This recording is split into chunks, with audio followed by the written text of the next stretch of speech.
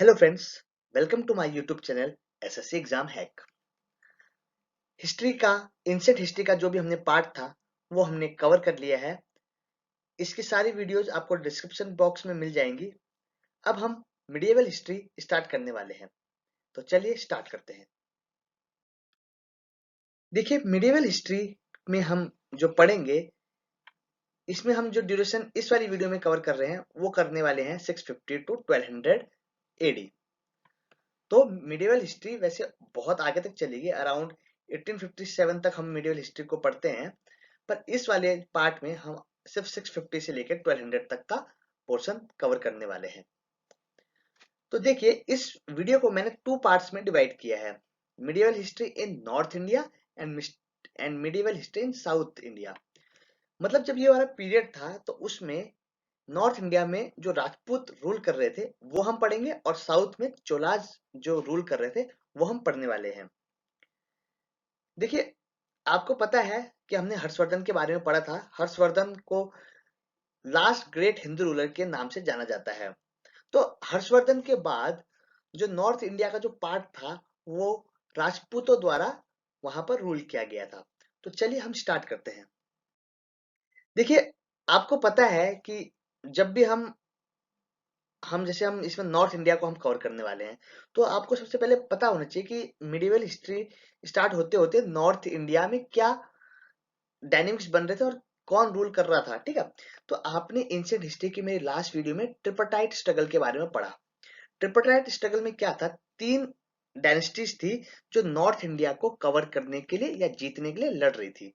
जैसे कि आप इस मैप में देख सकते हैं, ये तीन डायनेस्टीज जो थी ये थी आपकी गुज्जर प्रतिहाराज, पालाज एंड राष्ट्रकूटाज।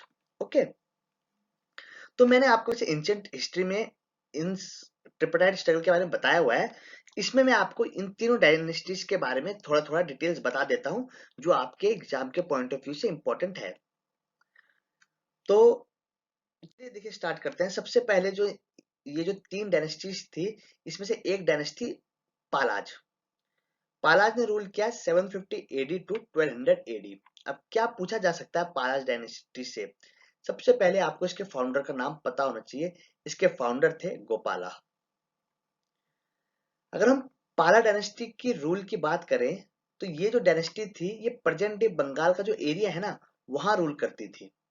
ठीक है, लेकिन जब इसके दो बहुत ही बड़े राजा, धर्मपाल जो कि गोपाला के ही पुत्र थे, और देवपाला जो धर्मपाला के पुत्र थे, इनके टाइम पर जो पाला डायनेस्टी का जो एरिया था वो नॉर्थ इंडिया तक भी पहुंच गया था। जैसे कि आप देख सकते हैं कि धर्मपाला के टाइम पर पाला जो डायनेस्टी थी उसने प्रेजेंट डे पाकिस्तान से लेकर महाराष्ट्र और पूरा ईस्ट बंगाल वगैरह ये पूरा कवर कर लिया था। किसके टाइम पे? धर्मपाला के टाइम पे। तो आप ये कह सकते हैं कि धर्मपाला के टाइम पे पाला डायनेस्टी आपके नॉर्थ इंडिया पे रूल कर रही थी। देखिए, गोपाला क्यों हिस्ट्री के पॉइंट ऑफ व्यू से इंपॉर्टेंट है और हमारे एसएससी के पॉइंट ऑफ व्यू से क्यों इंपॉर्टेंट है, क्योंकि इससे देखिए दो क्वेश्चन बनते हैं। एक तो जो धर्मपाला थे उन्होंने नालंदा जो यूनिवर्सिटी थी उसको रिवाइव करवाई थी। रिवाइव कराने का क्या मतलब होता है? देखिए, धर्मपाला के समय तक आते आते नालंदा यूनिवर्सिटी, जो कि आपको पता है कि कुमार गुप्त वन के द्वारा बनाई गई थी, उसकी स्थिति खराब हो गई थी। तो धर्मपाला ने नालंदा यूनिवर्सिटी को वापस से सुधारा। बाकी दूसरा जो इम्पोर्टेंट चीज ये है कि जो आपके धर्मपाल थे उन्होंने विक्रमशिला यूनिवर्सिटी की नींव रखी। तो अगर आपसे पूछा जाए कि विक्रमशिला यूनिवर्सिटी किसने बनाई है, आप आंसर लगाएंगे धर्मपाल। तो देखिए, ये मैंने आपको इंपॉर्टेंट इंपॉर्टेंट चीजें बता दी पाला डायनेस्टी की। देखिए, पाला डायनेस्टी के जो सक्सेसर थे, मतलब पाला डायनेस्टी को हटाकर कौन किस डायनेस्टी ने बंगाल पे रूल किया, तो वो थी आपकी सेना डायनेस्टी। उसका मैं थोड़ा सा आपको बता देता हूँ। देखिए, जो सेना डायनेस्टी थी आपकी, ये क्या थी? ये एक तो देखिए हिंदू डायनेस्टी थी। ठीक है, और इन्होंने प्रेजेंट डे बंगाल पे ही रूल किया था। अगर आपको ध्यान होगा कि धर्मपाला के टाइम तक पाकिस्तान तक पहुंच गई थी, लेकिन सेना जो डायनेस्टी थी उसका जो एरिया था वो सिर्फ बंगाल वाले एरिया तक ही सीमित था। तो मतलब ये पाला डायनेस्टी जितनी विशाल तो नहीं थी, पर बंगाल वाले पोर्शन पे इसका आधिपत्य स्थापित था। अब क्या सवाल पूछा जा सकता है? देखिए, सवाल ये बोला जा सकता है कि सेना डायनेस्टी के फाउंडर कौन थे। आपको पता होना चाहिए फाउंडर थे इसके समंत सेन। ओके, और क्या पूछा जा सकता है, देखिए यही सेना डायनेस्टी के एक राजा थे लक्ष्मण सेन। तो लक्ष्मण सेन के दरबार में एक कवि थे जिनका नाम था जयदेव। और जयदेव क्यों फेमस है, क्योंकि उन्होंने एक पुस्तक लिखी गीता गोविंद। तो ये क्वेश्चन पूछा जाता है कि गीता गोविंद किसके द्वारा लिखी गई है, तो आप आंसर लगाएंगे जयदेव। पूछा जाए जयदेव किसके कोर्ट पे थे, तो लक्ष्मण सेन, जो कि कौन सी डायनेस्टी के थे, सेन डायनेस्टी के। आगे जो हमारी दूसरी डायनेस्टी थी जिसने ट्रिपटाइट स्ट्रगल में भाग लिया, ये थे आपके प्रतिहाराज, जिन्हें हम जानते हैं गुज्जर प्रतिहाराज के नाम से भी। देखिए हम इसमें, वैसे आपको पता है हम नॉर्थ इंडिया कवर कर रहे हैं, इससे पहले हमने पाला डायनेस्टी के बारे में पढ़ा। देखिए जब हम ट्रिपटाइट स्ट्रगल की बात करते हैं ना, तो उसमें आपको पता है हम तीन डायनेस्टी बात करते हैं, राष्ट्रकूटाज, गुज्जराज एंड पालाज। तो देखिए पाला आपकी ईस्ट की थी, मतलब बंगाल वाले एरिया की। राष्ट्रकूटाज जो आपकी थी वो आपके डेक्कन्स की थी, महाराष्ट्र वाले की। लेकिन जो गुज्जर प्रतिहार था, ये इकलौती ऐसी डायनेस्टी थी जो सिर्फ नॉर्थ पे ही रूल कर रही थी। आप जैसे मैप में भी देख सकते हैं, राष्ट्रकूटाज आपके यहाँ से आए थे, है ना, पाला आपके इस वाले एरिया से थे। लेकिन जो गुज्जर प्रतिहार थे वो कंप्लीट नॉर्थ पे ही रूल कर रहे थे। अब ये डायनेस्टी क्यों इसलिए इंपॉर्टेंट है, क्योंकि देखिए अगर हम बात करें कि हमको पता है कि जो मुस्लिम इन्वेजन इंडिया पे हुआ मिडिवल पीरियड में, वो हमारे अरब कंट्रीज के मुसलमान थे, मुस्लिम्स थे, जैसे कि आपके ईरान इराक के। तो जो गुज्जर प्रतिहाराज थे इन्होंने बहुत समय तक तो अरब का जो इन्वेजन था उसको रोके रखा, क्योंकि देखिए गुज्जर प्रतिहाराज आपके पाकिस्तान पंजाब वाले एरिया में था, तो वहां से उन्होंने बहुत समय तक अरब के इन्वेजन को रोका, तो इसलिए ये लोग इंपॉर्टेंट थे। अब इनके कुछ किंग्स के बारे में आपको बता दूं। देखिए जो प्रत्याराज के जो फाउंडर हैं वो माने जाते हैं नागभट्टा वन। ठीक है, नागभट्टा वन इनके क्या माने जाते हैं, फाउंडर माने जाते हैं। इनके देखिए दो बहुत इंपॉर्टेंट रूलर हैं, एक तो है नागभाटा टू, ये इनके पावरफुल किंग्स में से एक थे। एक है भोज या मिहिर भोज। तो ये पूछा जाता है कि मिहिर भोज किस डायनेस्टी के थे, आपको पता होना चाहिए प्रत्याराज या गुज्जर प्रत्याराज के डायनेस्टी के। मिहिर भोज की बात की जाए तो वो विष्णु भगवान के पूछते थे, और उन्होंने एक टाइटल लिया था अधिवारा। ये बहुत बार पूछा जाता है कि अधिवारा का टाइटल किसने लिया था, आप लगाएंगे मिहिर या मिहिर भोज या भोज। अगर हम प्रतिहार के लास्ट रूलर की बात करें तो वो थे राज्यपाल। और राज्यपाल को कन्नौज, क्योंकि कन्नौज प्रतिहाराज की कैपिटल रही, तो उन्हें कन्नौज से बाहर किसने निकाला, मोहम्मद गजनी ने 1018 में। तो पूछा जा सकता है लास्ट किंग्स कौन थे, आपको पता होना चाहिए राज्यपाल। इसके जो लास्ट ट्रिपटाइट स्ट्रगल की जो लास्ट डायनेस्टी थी, ये थी राष्ट्रकूटाज। देखिए राष्ट्रकूटाज के बारे में मैंने आपको एंशिएंट हिस्ट्री में भी बताया है, थोड़ा ब्रीफ में बता देता हूँ। देखिए जैसे कि मैप में देख सकते हैं, जो राष्ट्रकूटाज थे ये आपके डेक्कन्स के डायनेस्टी थी। अगर इसकी हिस्ट्री जाने तो आपको पता है कि जो राष्ट्रकूटाज थे, जो बदामी के चालुक्याज थे, उन्हीं की ये पहले फ्यूडेटरीज थी, मतलब उन्हीं के अंदर में ये रूल करते थे, उनके संरक्षण के अंदर में थे। पर जो राष्ट्रकूटाज के जो फाउंडर थे धनती दुर्ग, बहुत इंपॉर्टेंट, धनती दुर्ग पूछा जाता है, राष्ट्रकूटाज के फाउंडर धनती दुर्ग, उन्होंने चालुक्य के जो आखिरी राजा थे कीर्तिवर्मन टू, उन्हें हटाकर अपने आप को आजाद कर लिया। तो ये इनकी हिस्ट्री है। तो पूछा जाता है फाउंडर आपको पता होना चाहिए धनती दुर्ग है राष्ट्रकूटाज के फाउंडर। वहीं राष्ट्रकूटाज के एक और इंपॉर्टेंट रूलर है अमोघ वर्षा। वो क्यों इंपॉर्टेंट, एक तो देखिए उन्होंने 64 ईयर्स तक राज किया, साथ ही साथ वो एक बहुत अच्छे लेखक भी थे। उन्होंने एक पुस्तक लिखी है कवि राजमार्ग। तो पूछ सकता है कवि राजमार्ग किसने लिखी है, आप लगाएंगे अश्वघोष। राष्ट्रकूटाज और क्यों इंपॉर्टेंट है, देखिए इन्होंने आर्किटेक्चर के क्षेत्र में जो अलोरा का फेमस कैलाश टेम्पल है, देखिए वो एलोरा का जो कैलाश टेम्पल है वो एक ही रॉक से बना हुआ है, इसे रॉक कट टेम्पल भी कहते हैं, क्योंकि एक ही पत्थर को काट के उसमें मंदिर बनाया गया है। तो ये जो अलोरा का कैलाश टेम्पल है ये राष्ट्रकूटा किंग्स द्वारा बनाया गया है। तो अभी तक मैंने आपको जो बताया उसमें मैंने आपको नॉर्थ में क्या स्थितियां बनी हुई थी, क्या प्रवेश था मिडिवल इंडिया के स्टार्टिंग में। तो ये आपको पता है कि तीन किंगडम वाली पार्ट आपको समझ आ गया। लेकिन इसके साथ साथ जो मेन मिडिवल हिस्ट्री इंडिया की स्टार्ट होती है, इसमें इंपॉर्टेंट जो सबसे योगदान आता है वो होता है राजस्थान के रूलर से। ठीक है, तो अगर मैं आपको थोड़ी सी हिस्ट्री बता दूं, देखिए एसएससी में इतना डीप नहीं पूछता है, पर थोड़ा सा आपको, ताकि आपको समझ आए कि क्या क्या हुआ है, तो मैं थोड़ी सी हिस्ट्री बताता हूँ कि जो राजस्थान के रूलर्स की कैसे उत्पत्ति हुई है या कहाँ से। तो देखिए जो राजस्थान के जो प्रॉपर रूलर्स हैं वो एक्चुअली गुहिलिया डायनेस्टी के माने जाते हैं, ठीक है, जो कि मॉडर्न डे मेवाड़ का ही पार्ट है, गुहिलिया डायनेस्टी। अगर हम गोहिल्या डायनेस्टी की बात करें तो स्टार्टिंग में तो ये गुज्जर प्रतिहाराज के ही वैसल डायनेस्टी थी। देखिए मतलब ये गुज्जर प्रतिहारा मेन डायनेस्टी होगी, उसी के संरक्षण में एक छोटी सी डायनेस्टी हुआ करती थी गोहिल्या। लेकिन बाद में गोहिल्या डायनेस्टी ने गुज्जर प्रतिहाराज से फाइट करके अपने आप को आजाद कर लिया। कब किया? Around 11th century. तो यहाँ से उन्हें सोवर्निटी मिली, किसके किससे? गुज्जर प्रतिहारा से अलग हो गया गोहिल्या डायनेस्टी। उसके बाद 11 से लेकर 13 सेंचुरी तक जो गोहिल्या डायनेस्टी थी, इसने बहुत सारी वॉर्स लड़ी, जिसमें वॉर्स इनकी किससे से लड़ी? परमार से लड़ी, चमान से लड़ी, दिल्ली सल्तनत से लड़ी, चालुक्य से लड़ी। तो इससे पता लगता है कि उनके 11 से लेकर 13 सेंचुरी तक उन्होंने बहुत सारे युद्ध करे। तो मिड 12th सेंचुरी आते आते ये जो डायनेस्टी थी ना, गोहिल्या डायनेस्टी, ये 2 पार्ट्स में डिवाइड हो गई। ठीक है, इंपॉर्टेंट है, 2 पार्ट्स में डिवाइड है। देखिए एक जो पार्ट में हुई, उसके जो रूलर्स थे उन्हें हम कहने लगे रावल। ठीक है, एक पार्ट वालों को क्या कहने लगे? जो वहां के राजा थे उनको रावल कहने लगे। जो दूसरे पार्ट पार्ट था उसके राजा को कहने लगे हम राणा। ठीक है, तो 2 पार्ट्स में डिवाइड होगी। एक के राजा कहलाने लगे रावल, और एक के राजा कहने लगे राणा। तो देखिए जो पहले इसमें से कौन से थे? रावल थे। देखिए क्या हुआ, रावल के जो लास्ट राजा थे रतन सिम्हा, ये वही रतन सिम्हा है जो आपने पद्मावत मूवी में, जो पद्मावत जी के जो पति थे रतन सिंह, इनको ही रतन सिम्हा कहते हैं। तो आपको मूवी में भी पता है क्या हुआ था कि अलाउद्दीन खिलजी ने चित्तौड़ पे हमला किया था, और उसी के साथ जो रावल डायनेस्टी का था वो पतन हुआ।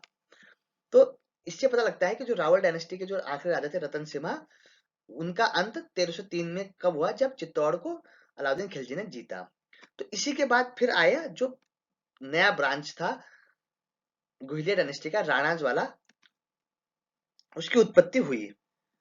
तो देखिए राणा क्या, जो राणा वाले किंग्स थे उनकी उत्पत्ति ऐसी मानी जाती है कि अराउंड 1306 में तो जो आपके चित्तौड़ था वो अलाउद्दीन खिलजी द्वारा जीत लिया गया। लेकिन वहीं उसके बाद जो राणा हमीर थे, जो कि पहले राणा थे, उन्होंने चित्तौड़ को वापस जीता। किससे? तुगलक डायनेस्टी। तुगलक डायनेस्टी देखिए खिलजी के बाद आई हुई डायनेस्टी थी।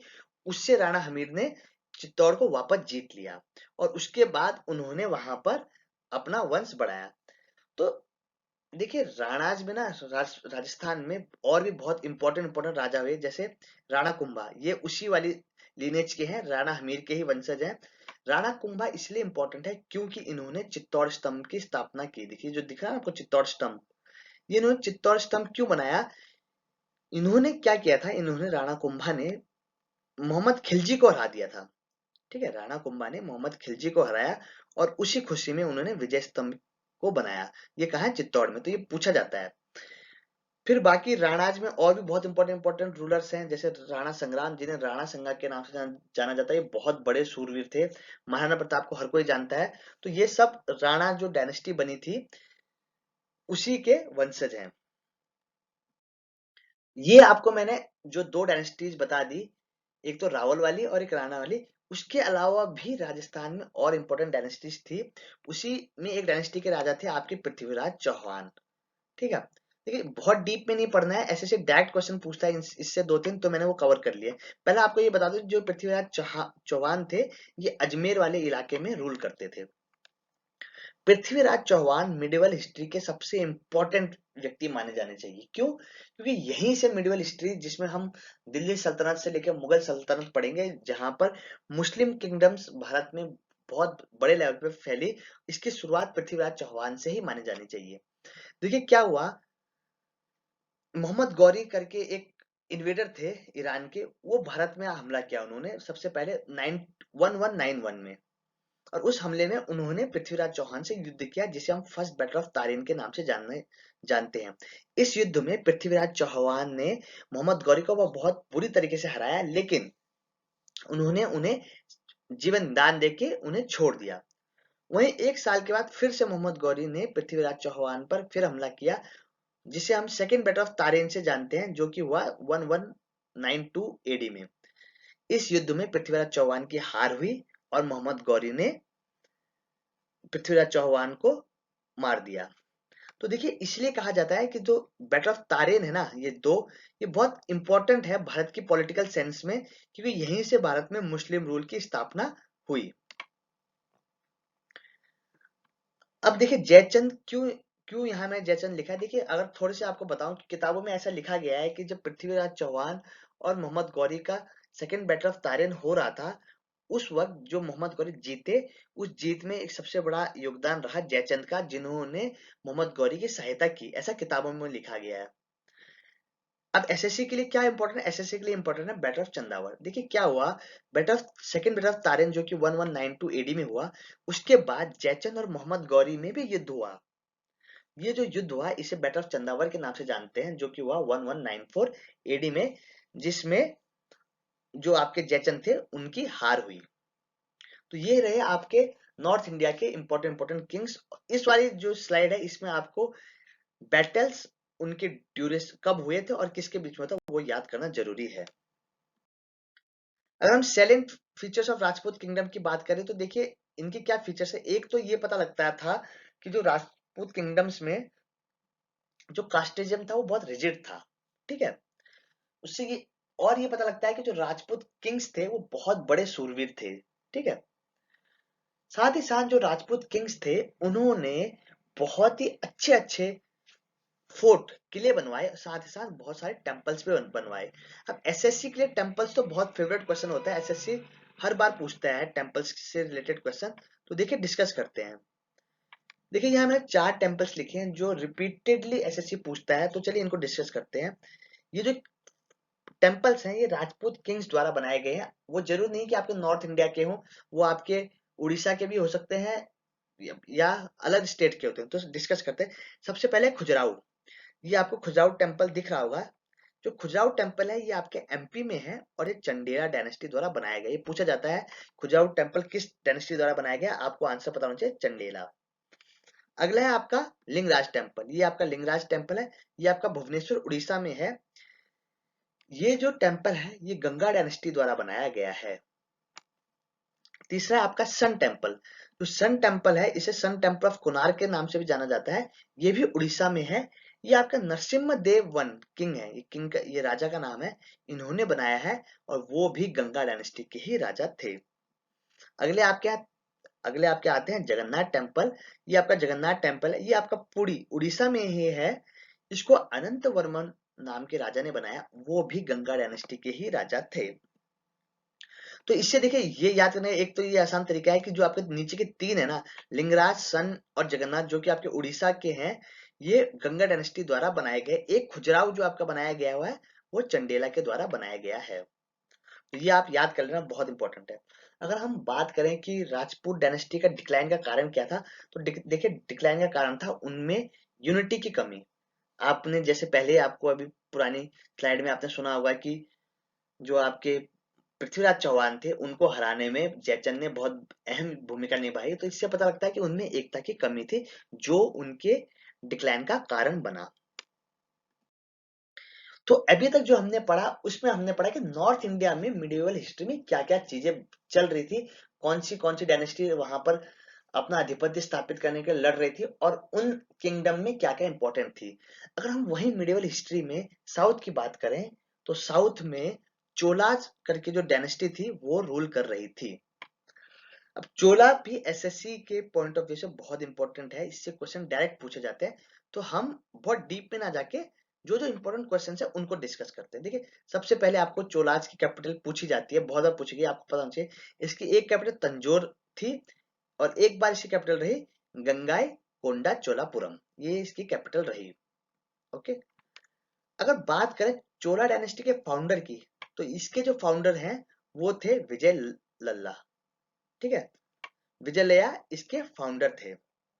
अगर इसकी हिस्ट्री की बात करें तो ये जो डायनेस्टी थे ये स्टार्टिंग में पल्लवाज डायनेस्टी, आपने पढ़ा होगा पल्लवाज डायनेस्टी जो आपके आंध्र प्रदेश में थी, ये उसी की फ्यूडेटरी थी। फ्यूडेटरी मतलब ये उसी के अंतर्गत एक छोटी राजधानी थी यह छोटा राज्य था, पर बाद में इसने पल्लवा से अपने आप को आजाद करवा लिया। अब अगर हम इनके बड़े बड़े राजाओं के बारे में बात करें जिनसे एसएससी क्वेश्चन पूछती है, तो इसके दो सबसे बड़े इंपॉर्टेंट राजा, एक तो है राजा राजा, इनका नाम ही राजा राजा है, और उनके बेटे राजेंद्र, ये चोला डायनेस्टी के सबसे महान राजाओं में से एक है। राजा राजा से एक बहुत बड़ा सवाल पूछा जाता है कि राजा राजा जो थे उन्होंने एक टेम्पल बनवाया जिसे हम वृद्धेश्वर टेम्पल या राज राजेश्वर टेम्पल के नाम से भी जानते हैं। तो ये सवाल पूछा जाता है कि वृद्धेश्वर टेम्पल या राज राजेश्वर टेम्पल किसने बनाया? आपको पता होना चाहिए, राजा राजा ने। ये जो टेम्पल है ना, राज वृद्धेश्वर टेम्पल, ये भगवान शिव को अर्पित है और ये तंजौर में है। अब अगर हम राजेंद्र वन की बात करें तो राजेंद्र वन ने अपना जो साम्राज्य था वो बहुत फैलाया। देखिए जैसे मैप में आपको दिख रहा है, एक मिनट में आपको थोड़ा सा ये हटा देता हूँ। जैसे आप देखें मैप में देख सकते हैं, जो डार्क ब्लू वाला एरिया है ये उनका मेन एरिया था। इनका चोला डायनेस्टी का मेन एरिया था, ठीक है, ये वाला एरिया। लेकिन अगर हम ध्यान से देखें उनका इन्फ्लुएंस देखिए कहाँ कहाँ तक था, उड़ीसा तक था, ये आपका बर्मा, देखिए बर्मा तक भी उनका ये था, और आपके इनके आइलैंड, जो आपके बे ऑफ बंगाल में बहुत सारे आइलैंड थे, वहां तक चोला डायनेस्टी का इन्फ्लुएंस था। तो इससे क्या पता लगता है कि इतना इन्फ्लुएंस होने के लिए इस जो डायनेस्टी है इसके पास बहुत स्ट्रॉन्ग नेवी रही होगी। तो इससे हम ये कह सकते हैं कि चोला डायनेस्टी के बाद के पास एक बहुत ही स्ट्रॉन्ग नेवी रही होगी, क्योंकि देखिए बिल्कुल आइलैंड नेशन तक चोला का इन्फ्लुएंस था, है ना, बर्मा, अंडमान निकोबार आइलैंड। तो चोला के पास एक तो स्ट्रॉन्ग नेवी थी, और राजेंद्र वन थे उनके, मतलब हम ये कह सकते हैं कि राजेंद्र वन के टाइम पे जो चोला डायनेस्टी अपने हाईएस्ट पीक पे पहुंची। और बात करें राजेंद्र वन के बारे में, तो राजेंद्र वन ने गंगाईकोंडा चोला का टाइटल लिया और उन्होंने गंगाईकोंडा चोलापुरम शहर की स्थापना की, जो कि बाद में इनकी राजधानी भी बनी। चोला डायनेस्टी के जो आखिरी राजा थे वो थे राजेंद्र तृतीय, ठीक है। इस वाले में मैंने आपको इंपॉर्टेंट इंपॉर्टेंट किंग्स बता दिए। अगर उनकी एडमिनिस्ट्रेशन की बात करें तो चोला डायनेस्टी की एडमिनिस्ट्रेशन प्रेजेंट डे इंडिया के लिए बहुत इंपॉर्टेंट है, क्योंकि हमारे जो अभी के फीचर्स हैं वो उस डायनेस्टी से बहुत से मिलते जुलते हैं। देखिए जैसे अभी के दिन में क्या होता है कि हमारा एक हेड होता है जिसको हेल्प करने के लिए हमारे काउंसिल ऑफ मिनिस्टर्स होते हैं, और हमारा एडमिनिस्ट्रेशन डेमोक्रेटिक होता है। तो ये सेम फीचर चोला डायनेस्टी के भी थे। चोला जो डायनेस्टी थी वो छोटे छोटे मंडल्स में डिवाइडेड थे, मतलब आप मंडल्स को आप स्टेट समझ लीजिए। और जो ये मंडल्स थे वो छोटे छोटे वालांडू जैसे स्टेट या डिस्ट्रिक्ट, तहसील, नाडु या कुरम, मतलब ये बिल्कुल सेम प्रेजेंट डे फीचर जैसे हैं। ये बहुत इंपॉर्टेंट है, इसको मैं ग्रीन से लिखूंगा यहाँ पर, इसको मैं स्टार मारता हूँ, क्योंकि जो हम प्रेजेंट डे जो हम देखते हैं ना पंचायती राज का स्ट्रक्चर, ये साउथ इंडिया के जो चोला डायनेस्टी से ही ली गई आप मान सकते हैं, क्योंकि चोला डायनेस्टी में उस वक्त भी पंचायती राज का जो प्रोसेस था वो चलता था, मतलब उस टाइम उनके विलेजों में पंचायतें हुआ करती थी। तो इसलिए क्वेश्चन पूछा जाता है बहुत बार एसएससी में कि पंचायती राज का जो फिनोमेना है वो किस डायनेस्टी से लिया गया है, तो आप कह सकते हैं कि चोला डायनेस्टी से लिया गया है, उससे मिलता जुलता है। इनकी अगर हम इकोनॉमी की बात करें तो इनकी इकोनॉमी डिपेंड थी, एक तो लैंड रेवेन्यू, जो जमीन पे जो कर्ज लगाते थे ये टैक्स लगाते थे, और व्यापार पे जो टैक्स लगाते थे उन्हीं टैक्सों से इनका जो देश था वो चलता था। बात उनकी, हम अगर उनके आर्ट की बात करें कि वहां पर कैसे कैसे टेम्पल्स बनते थे, तो देखिए जो चोला डायनेस्टी थी उसमें द्राविड़ा टाइप का जो टेम्पल्स थे वो बहुत फैशन में थे।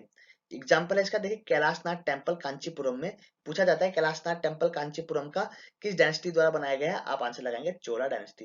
देखिए एक कैलाश टेम्पल है अलोरा का जो कि राष्ट्रकूटाल द्वारा बनाया गया है, ये है कैलाश टेम्पल ऑफ कांचीपुरम जो कि चोला डायनेस्टी द्वारा बनाया गया है। ये भी इंपॉर्टेंट है, इसको अलग कलर से लिखता हूँ। देखिए आपने नटराज की मूर्ति देखी होगी जिसमें हम शिव जी को डांस करते हुए देखते हैं। ये तो जो नटराज फिगर्स की जो स्कल्पचर्स की शुरुआत हुई या बनने का जो क्लाइमेक्स जो हाईएस्ट पॉइंट पहुंचा कि मतलब कहां पर नटराज की मूर्तियां बननी शुरू हुई, तो ये आप कहेंगे चोला डायनेस्टी से ही स्टार्ट हुआ। तो अगर नटराज का लिंक पूछा जाए किस डायनेस्टी से है, आप लगाएंगे चोला डायनेस्टी। अगर हम इनकी पोइट्री और लिटरेचर के बारे में बात करें तो देखिए कंबाना करके एक बहुत बड़े पोइट हैं तमिल के, जिन्होंने राम अवतारम लिखी। ठीक है, तो कंबाना को बहुत इंपॉर्टेंट पर्सन माना जाता है तमिल पोएट्री के नाम से, और इन्हीं के रामायण को कंब रामायण के नाम से भी जाना जाता है। उस कंबाना के साथ साथ दो और कवि कुटाना और पुगालेंदी, इन तीनों को मिला के तमिल लिटरेचर लिटरेचर के जेम्स मतलब उनके अनमोल रत्न के रूप में इन तीनों को माना जाता है। कौन कौन? कंबाना, कुटाना एंड पुगालेंदी। और बात करें तो चोला डायनेस्टी में जो टेम्पल्स थे उनमें विमाना या कि टॉल पिरामिडल टाइप के टावर्स भी बनने शुरू हो गए थे। पिरामिडल टाइप के मंदिर जैसे आपने देखे ना, इस टाइप के मंदिर जो बनते हैं साउथ में बहुत सारे टेम्पल्स होते हैं, तो इसकी शुरुआत भी आप कह सकते हो चोला डायनेस्टी से ही रिलेटेड है। तो फ्रेंड्स, इस वीडियो में मैंने आपको जो मिडिल हिस्ट्री की स्टार्टिंग है आपके नॉर्थ और साउथ दोनों में बता दिया है। अब हमारी जो नेक्स्ट वीडियो आएगी उसमें हम स्टार्ट करेंगे कि जब नॉर्थ में आपके मोहम्मद गौरी आके वहां जीत गए तो उसके बाद जो मुस्लिम डायनेस्टी भारत में एस्टेब्लिश हुई, वहां से हम अब स्टार्ट करने वाले हैं, जिसमें हम सबसे पहले पढ़ेंगे दिल्ली सल्तनत। तो इस वीडियो हम इतना ही रहने देते हैं। अगर आपको ये वीडियो अच्छी लगी तो लाइक करें और चैनल को सब्सक्राइब करें। तब तक के लिए thank you and all the very best.